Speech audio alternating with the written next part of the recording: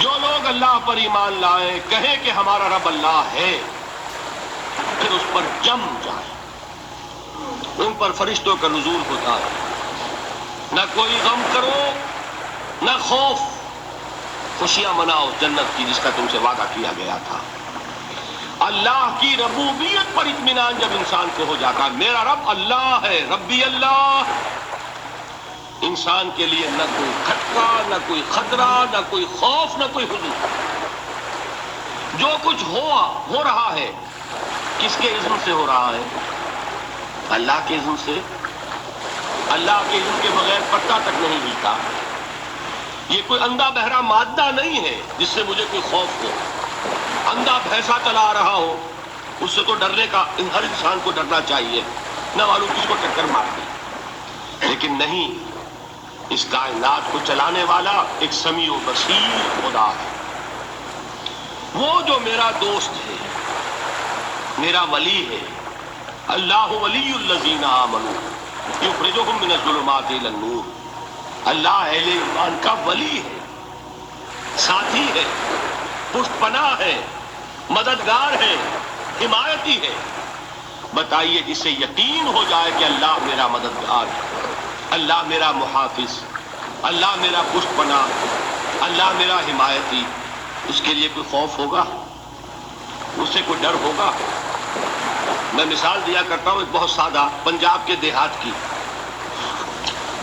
تو بڑا چودھری ہے اور کوئی غریب کسان ہے، اس غریب کسان کے جانوروں کو ہر وقت اندیشہ ہوگا چوری کا، کوئی میری بھینس کھول کر نہ لے جائے، کوئی میرا بیل کھول کر نہ لے جائے۔ لیکن جس کے بارے میں یہ سب کو معلوم ہو کہ وہ جو بڑا چودھری ہے وہ اس کا دوست ہے، اس کی بچیا کو کوئی خوف ہوگا؟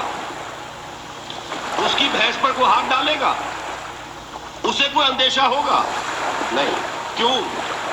کہ وہ بڑا چودھری، بڑا اس کا یہاں کا سردار، جاگیردار، سب کو معلوم ہے وہ میرا دوست ہے، کوئی میرے خلاف اقدام نہیں کر سکتا۔ اس دنیا میں یہ چھوٹی سی بات اگر آپ کے دلی اطمینان اور سکون کا باعث بن سکتی ہے تو ذرا تصور کیجئے۔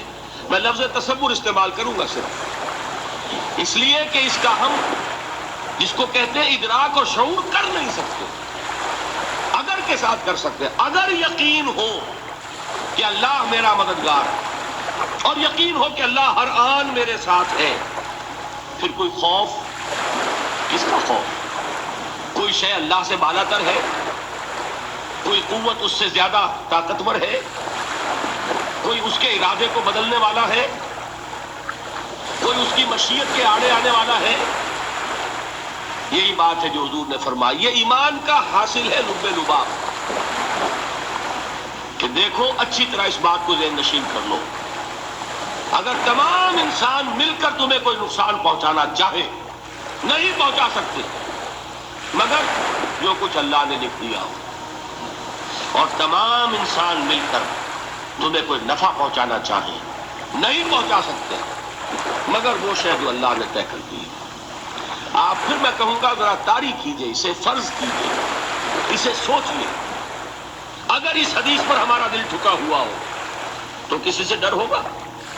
یہ مجھے نقصان نہ پہنچا دے، یہ میری رپورٹ خراب نہ کر دے، یہ میری انکریمنٹ نہ رکوا دے، یہ میرا یہ نہ بگاڑ دے، یہ میرے یہ نقصان نہ پہنچا دے، اس کا ڈر، اس کا ڈر، اس کا خوف، اس کی خوشامد، اس کے لیے جا کر طرح طرح سے اپنی عزت نفس کو ذلیل کروانا اس کے سامنے، یہ سب کچھ کیوں کرتا ہے انسان؟ جب سمجھتا ہے کہ اس کے ہاتھ میں میرا کوئی نفع ہے، اس کے ہاتھ میں میرے لیے کوئی ضرر ہے، یہ مجھے کوئی غضب پہنچا سکتا ہے، یہ مجھے کوئی نقصان پہنچا سکتا ہے، یہ میرا کوئی کام بنا سکتا ہے، یہ میری کوئی ضرورت پوری کر سکتا ہے، اسی کا نام شرک ہے۔ جہاں آپ نے یہ سمجھا کہ غیر اللہ کے اندر کوئی طاقت موجود ہے، وہی شرک ہے۔ بتوں سے تجھ کو امید ہے، خدا سے نو امیدی، مجھے بتا تو صحیح اور کافری کیا ہے؟ شرک تو یہ ہے۔ جس پر بھی تمہیں یہ خیال ہے کلمہ ہے، یہ کلمہ سو لا حول ولا قوت الا باللہ، ذرا اس پر دل کو کبھی اگر آپ تصور کریں، پھر فرض کریں، دل ٹھک جائے اس پر، کوئی طاقت نہیں۔ یہی بات تھی جو شیخ عبد القادر جیلانی رحمۃ اللہ علیہ نے اپنی وصیت میں اپنے بچے سے کہی. 11ویں دینے والے ہیں، لیکن حضرت شیخ عبد القادر جیلانی کی وصیت اور تعلیمات کو کتنے لوگ ہیں تم جانتے ہو؟ یہ جن مقامات تک پہنچے ہیں وہ کس چیز کی بدولت پہنچے؟ انہوں نے جو پیغام دیا وہ کیا تھا؟ اے میرے بچے، جس طریقے سے قرآن مجید میں حضرت لقمان کی نصیحتیں جو ہے نقل کر دی گئی ہیں، میں یہ عرض کروں گا بالفرض اگر قرآن حضرت عبد القادر جیلانی کے بعد نازل ہوا ہوتا تو شیخ عبد القادر کی یہ نصیحتیں بھی قرآن میں درج ہوتی. اتنی اونچی نصیحتیں ہیں.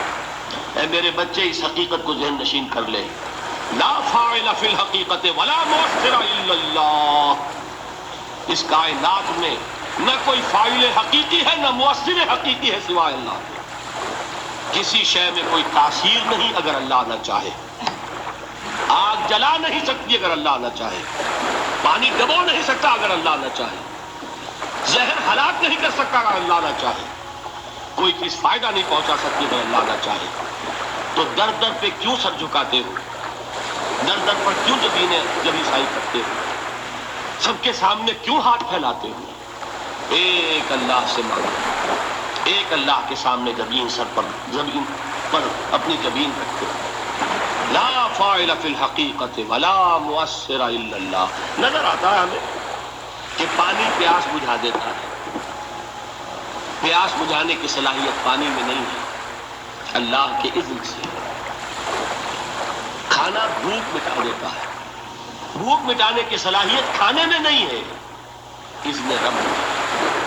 دیکھیے یہی یقین تھا. حضرت موسیٰ علیہ السلام کا واقعہ یاد کیجئے.